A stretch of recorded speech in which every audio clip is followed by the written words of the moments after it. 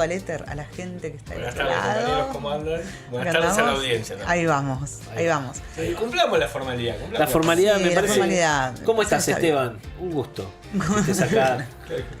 Tienes el micrófono al revés. Ahí está. Ahí está. Ahí está. Ahí vamos. Perfecto. Ahí vamos. Bueno, vamos a hablar de libros, ¿no? Seguimos en el tópico. Seguimos en el tópico de libros.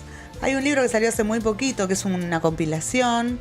Quien lo compila es Pablo Semán. El libro se llama Está entre nosotros y tiene que ver con este advenimiento de las derechas a nivel mundial, como para seguir analizando, seguir poniendo un poco de luz, ¿no? sobre un tema que lo venimos hablando y demás, pero viste que muchas veces necesitamos eso, el plasmar ideas para seguir discutiendo y sobre todo para seguir pensando. Uno de los autores de este libro es Martín Vicente, politólogo, doctor en ciencias sociales, investigador del CONICET, docente de la Universidad Nacional de Mar del Plata. Y está del otro lado, por Meet, lo tenemos a Martín Vicente. Hola Martín, ¿cómo andás? Hola, Hudsonianos, ¿cómo le va? Muy Para bien. Para ustedes, para el equipo y para la audiencia. Dale, che, gracias por atendernos en esta tarde. Queríamos charlar un poco. Esteban fue el que nos trajo la idea de... nos trajo la noticia del libro, a quienes no estábamos enteradas, y nos parecía como un buen motivo para esto, para seguir pensando, analizando y para leer a aquellos que le están poniendo letra y pensando este suceso que entiendo que no es único de Latinoamérica y demás, pero bueno, ¿qué es lo que está pasando con estas derechas? Y la primera pregunta que tengo para hacer ¿es una nueva reconfiguración de la derecha? ¿Es la derecha de siempre más maquillada? ¿Son derechas que buscan otras cosas? Una caracterización en principio.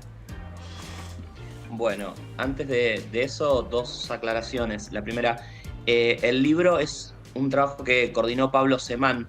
No es una compilación, esto es algo muy de nerd lo que le voy a decir, pero la diferencia es que cuando se compila son trabajos preexistentes. Este libro se trabajó como si fuera con la dirección de Pablo Semán y lo que hizo fue coordinar trayectos de investigación que nosotros venimos teniendo hace muchos años y plantearnos una repartición temática para el libro.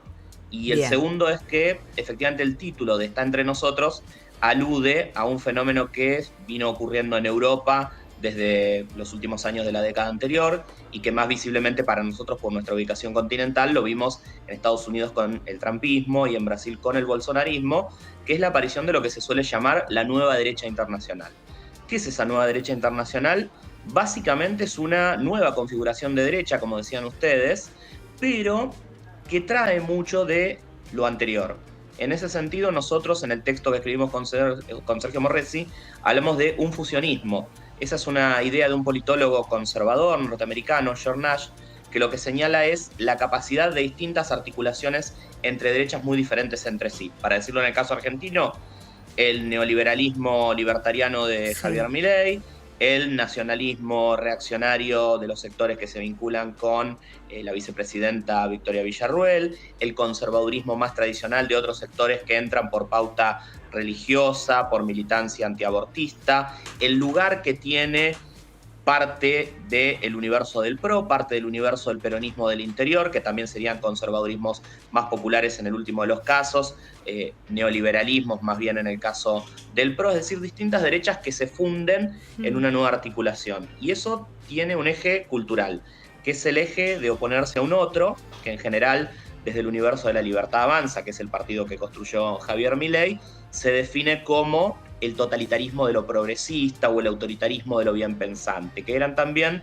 los sectores ante los cuales buscaban enfrentarse el trumpismo o el bolsonarismo.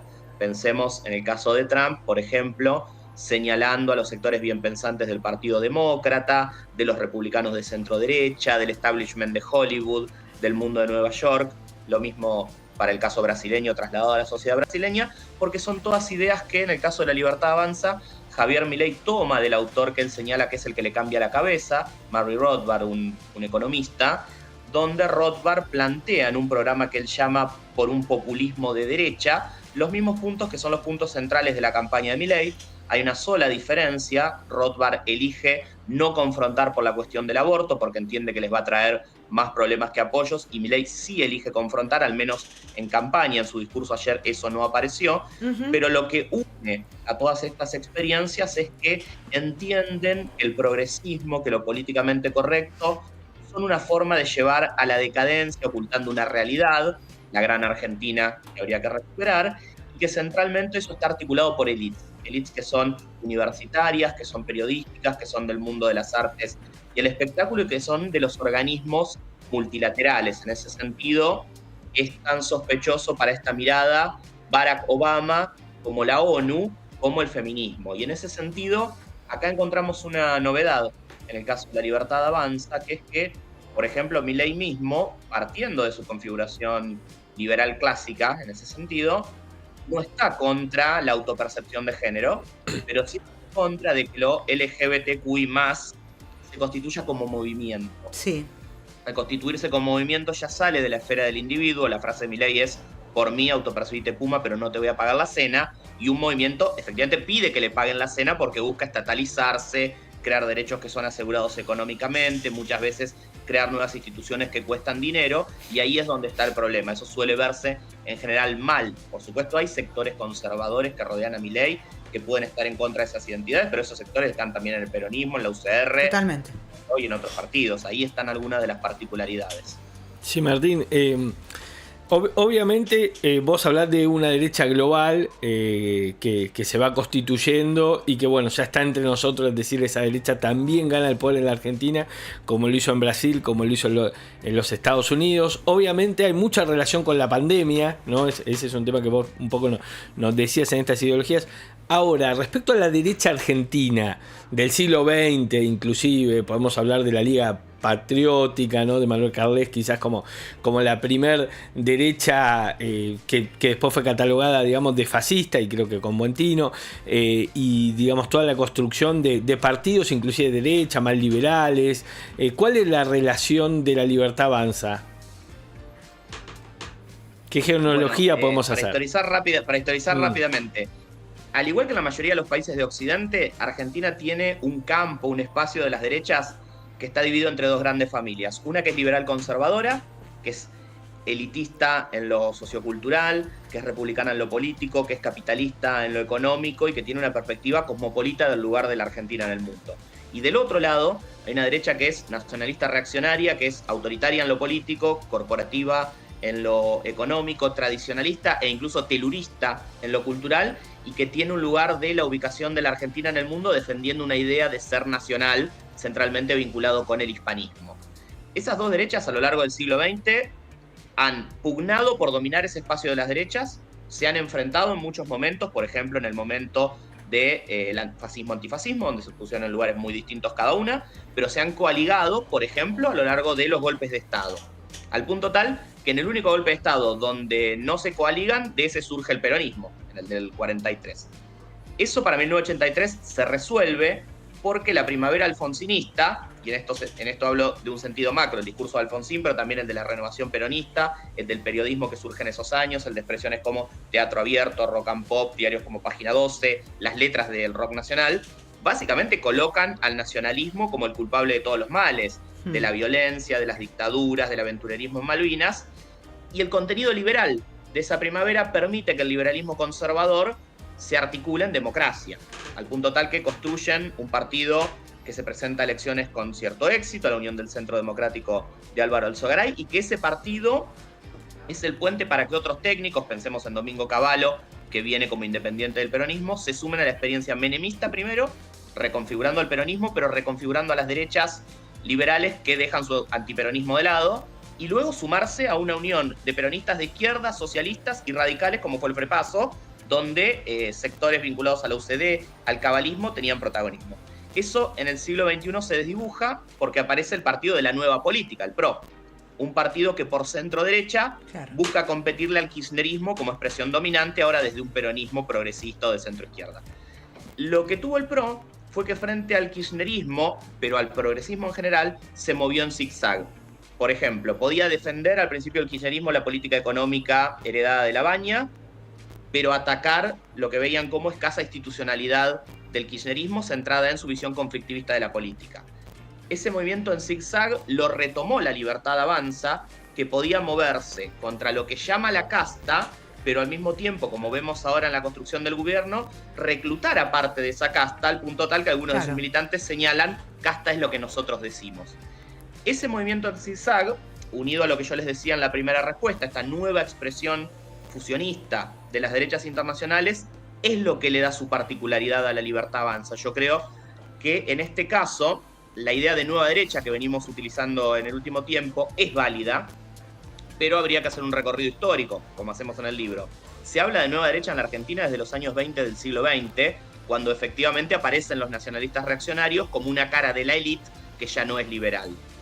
A lo largo de todas estas torsiones, yo creo que La Libertad Avanza bien merece ser llamada nueva derecha porque hace este movimiento de fusionismo político de una manera distinta a la que había pasado en los años de la Guerra Fría. Lo hace sin dictadura, lo hace sin apelar al militarismo, lo hace sin apelar a una visión de alineamiento estricto con Estados Unidos, porque en este momento, pese a que Milei declara voy a alinearme con Estados Unidos, voy a alinearme con Israel, critica fuertemente a Joe Biden por ser un dirigente progresista.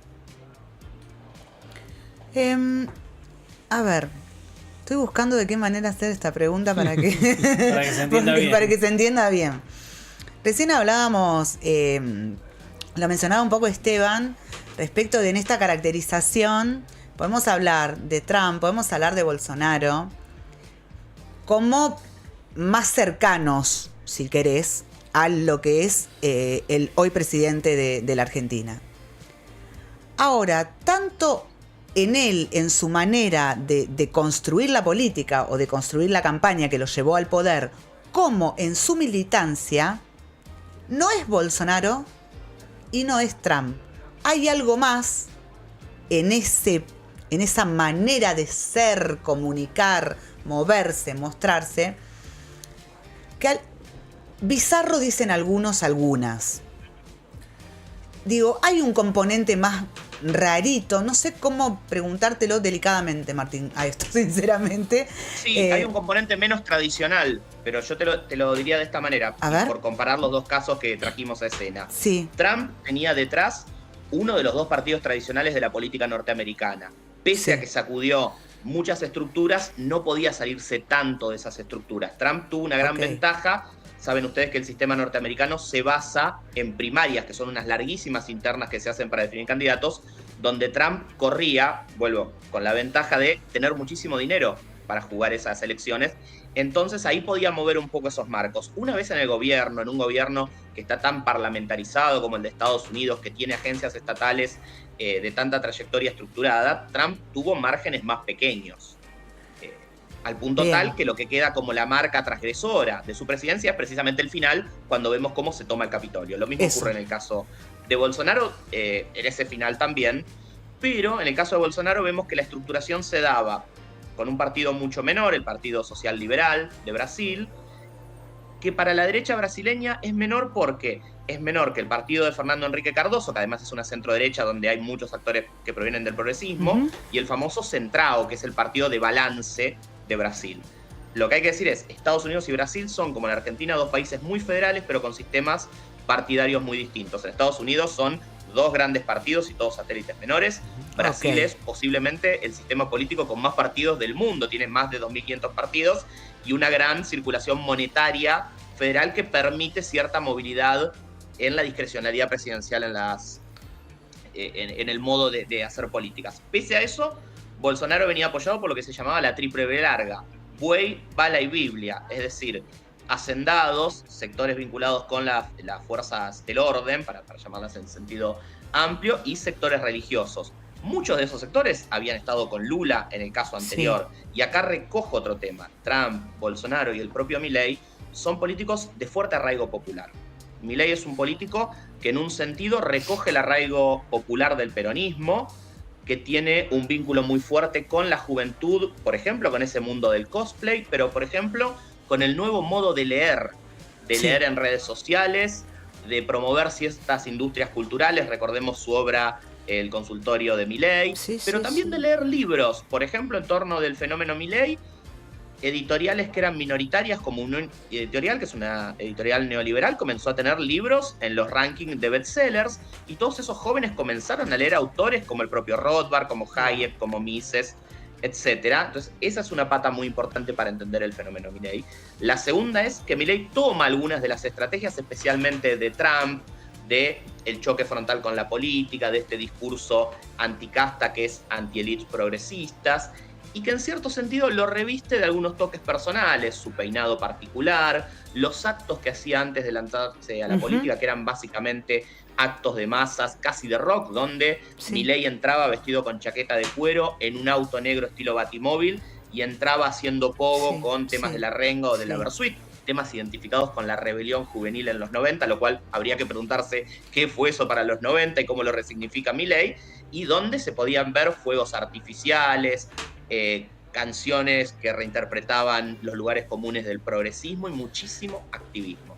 Pero una vez que Milei se lanzó a la política, lo que encontramos es que ese núcleo juvenil casi de boy band se desarticula y lo que hay es un voto transversal en edad, en género, que era algo que no se veía tanto al principio, en geoterritorialidad. Milei en Cava ganó, o le fue muy bien en realidad porque salió tercero, pero digo, tuvo muchos votos en todo el corredor diagonal de la capital, del norte a sur, de lo rico a lo pobre, y siempre le costó más en los sectores medios progresistas, Caballito, Chacarita, Villa Crespo, Paternal.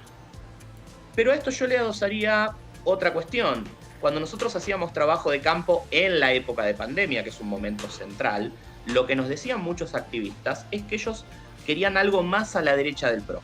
Veían que el PRO era progresismo amarillo, kirchnerismo de buenos modales, que era inaceptable que el PRO estuviera con partidos socialdemócratas como los radicales o la coalición cívica, y decían, mirá, yo voto a Espert, yo voto a Gómez Centurión, vuelvo y voto al PRO contra el kirchnerismo porque es el second best. Pero nos agregaban todo el tiempo y queremos llevar al mundo de la política a Javier Milei. Es decir, había una pregnancia social de sectores muy activados que era previa a su lanzamiento político. Y al mismo tiempo me permito contar una infidencia. Yo hice un experimento en las elecciones de 2021 con amigos que cubrían boca de urna en todo el país y me contaban que en Rosario, en Mendoza, en el Gran Buenos Aires, en Córdoba, aparecía el señalamiento faltan boletas. Y era falta boletas de Milei, que era un candidato solamente de Cava, es decir, que no solamente había una extensión social del reclamo, sino que lo territorial ya estaba implantado en 2021. 2021. Por ende, los resultados no son sorprendentes. Claro. Lo que sí es un poco sorprendente es el modo en el que se dio. Sí. De hecho, además hay una... Perdón, Esteban. No sé no. Además, la otra vez estábamos hablando y digo, también es cierto que hay una... entonces es una pirámide de votos sobre la que él se esgrime para hablar que tiene un 56%, que no todo el mundo vota lo mismo ahí adentro, ¿no? Yo me atrevo a decir, salvando las enormísimas distancias, que el 56% de Milei es el 54% en 2011 de Cristina, digamos. Hubo gente que la votó porque sabía que le convenía, pero que no estaba de acuerdo completamente con ella. Hubo gente que la...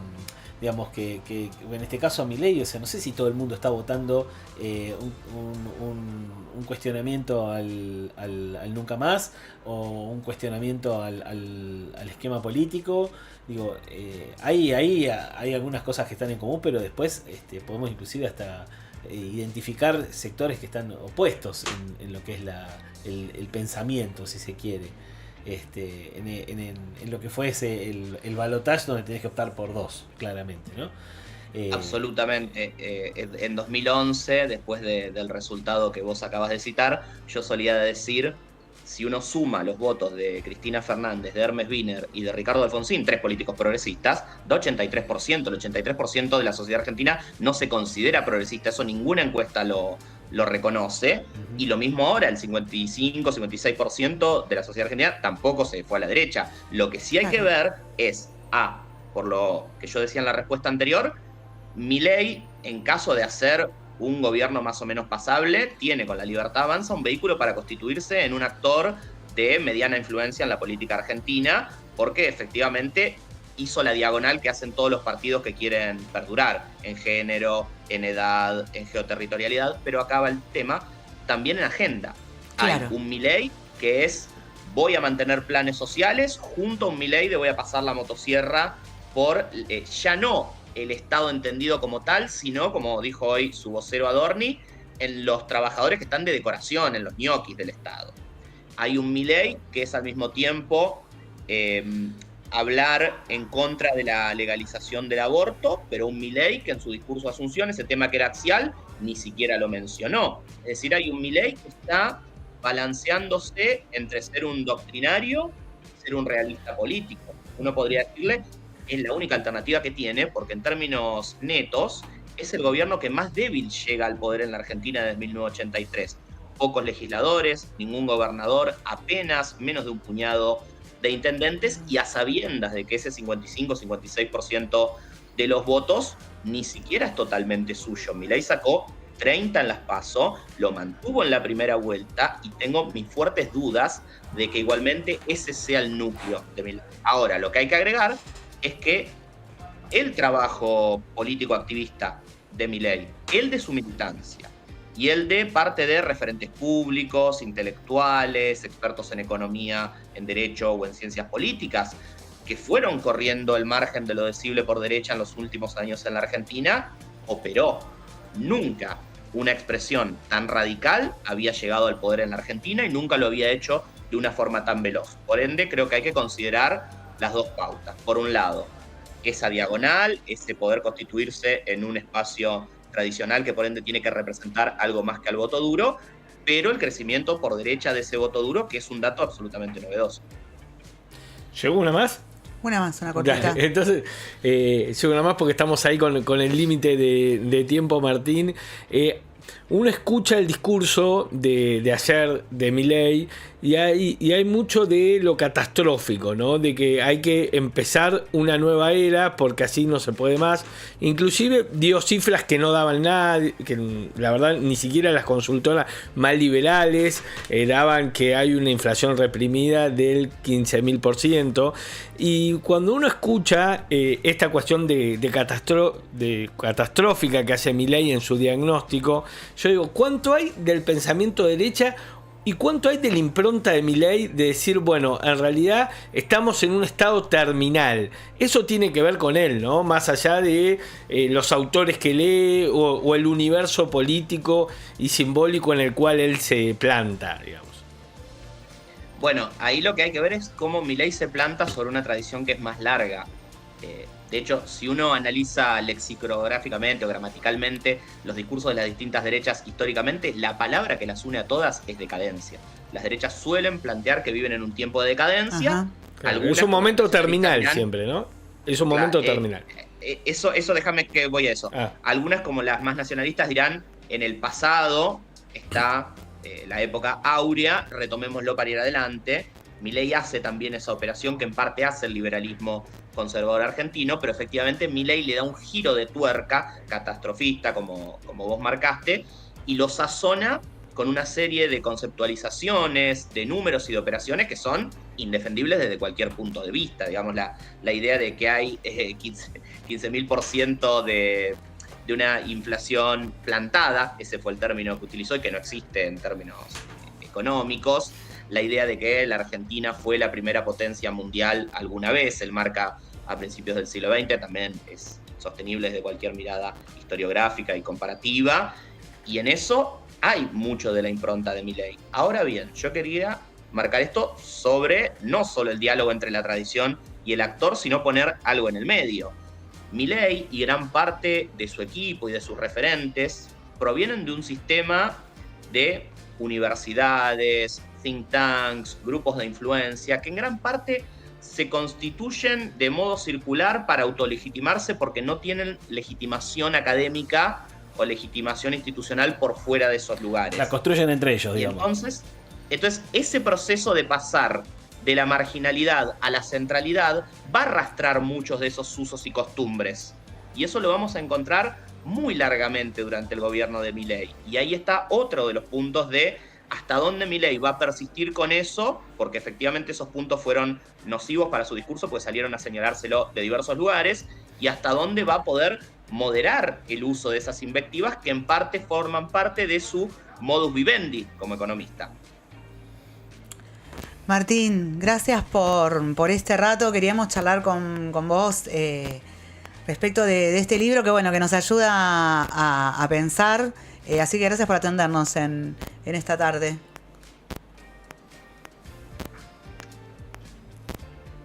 Por favor, gracias a ustedes por la invitación, fue un gusto. Dale, abrazo grandote. Gracias. Bueno, ahí hablábamos con Martín Vicente, uno de los autores de este libro que se llama Está entre nosotros. A mí me aclaró muchísimo, me dejó de cara, de hecho. O sea, estoy ahí como... Dan ganas de ir a comprarlo y a leerlo, ¿no? El Sí, libro sí, ese sí. que coordina Pablo Semán, que es sociólogo, que es antropólogo, y que tuvo una presentación el jueves con Carlos Pagni, el periodista de La Nación. de La Nación Más, sí, que hace Odisea Argentina. Y la verdad yo pude ver algo ahí por YouTube, fue muy, muy interesante y bueno, muy en el marco de esto, ¿no? Es decir, de ver cuáles son las tradiciones políticas de la derecha, tanto internacional, tanto nacional, y cómo se va construyendo Milei, que vienen de una construcción casi en el 2020, 2021, ¿no? Tremendo eso. Una construcción con muy pocos años exponencial que llega el al poder. crecimiento. Exacto. Exponencial. Bueno, y también es un poco en línea con los tiempos que vivimos, ¿no? O sea, casi inmediata fue la aceptación de un outsider que viene a decir algo, a romper todo y que de alguna forma ahora esa mirada antisistema ahora lo incorporó, ¿no? Uh-huh. Hay que ver cómo se lleva con la digestión de Milei o no este sistema, digamos, ¿no?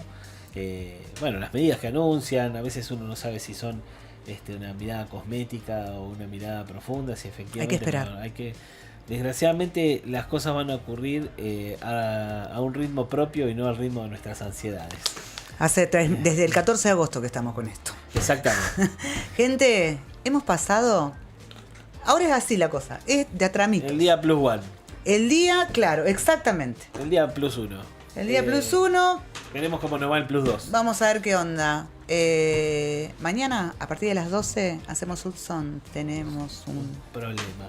tremendo problema. Problemón. Ya llega a Gravedad Cero, gente.